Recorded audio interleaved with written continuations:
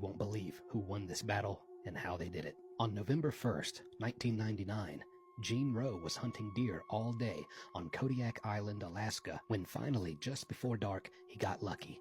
And so as he's skinning this freshly killed deer, he had no idea that he was about to go from the hunter to the prey. Now all Gene heard was this terrifying, deep, rumbling roar behind him.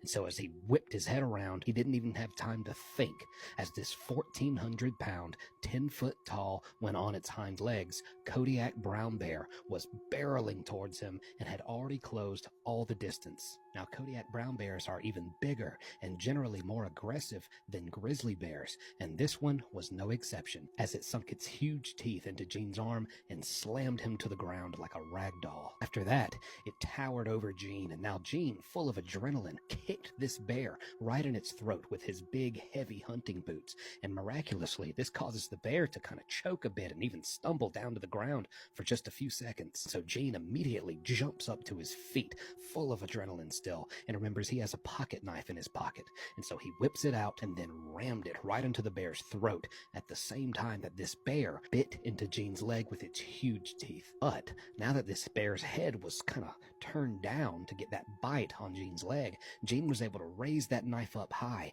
and slam it down again right into the bear's vertebrae, causing the bear to kind of lift its head up and back in pain. As it did, that open throat wound from that first knife hit Gene gave it just began spraying bear blood all over Gene, all in his face and all down his body. At this point, the knife is still stuck into the bear, and Gene had let go of it just during the commotion of this struggle. But after he hit it and this blood sprayed all over him, the bear kind of backed up, and so did Gene, and now these two are kind of just circling around. The bear begins circling around looking at Gene, and Gene kind of hobbles around because he's been so just shaken up and thrown down and hurt himself from this attack that they're just circling off now, looking at each other in this kind of wilderness, self-made arena. And now Gene thinks to himself, if I go another round with this bear, I'm not going to make it. And so out of pure desperation, he decides to say a prayer. And he says, Lord, please help me, Lord. Please just help me.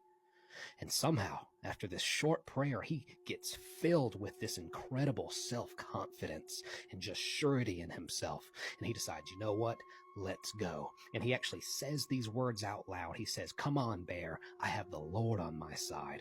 And just as he says this, the bear lunges at him. And so this huge bear is lunging at him. And now at the same time still, Gene lunges towards the bear because he is so just in this fight, all or nothing at this point. And so Gene has cocked back with his good arm because his other arm at this point is just hanging on by a few shreds of torn meat. And he is rearing back, heading into this bear. This bear's heading into him. And somehow Gene connects right with this bear's snout, right in its nose, as hard as he can. In fact, he hit it so hard that all of his knuckles and his hand bones broke, and he would not be able to feel anything in his arm for hours after this. When he hit that bear, the bear incredibly was knocked unconscious and fell to the ground so hard that it even bounced a little. And at this point, Gene had fallen too, just from this crashing impact, and he gets up and hobbles over to this that he had not had any chance to get to prior to this moment,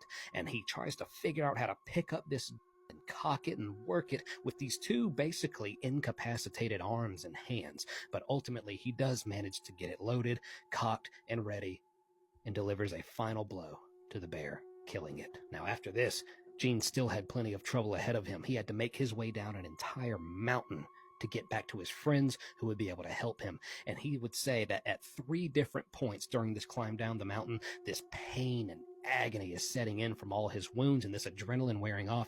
He laid down 3 separate times and prayed to the Lord again to just simply take him from this earth, because he didn't think he could handle it.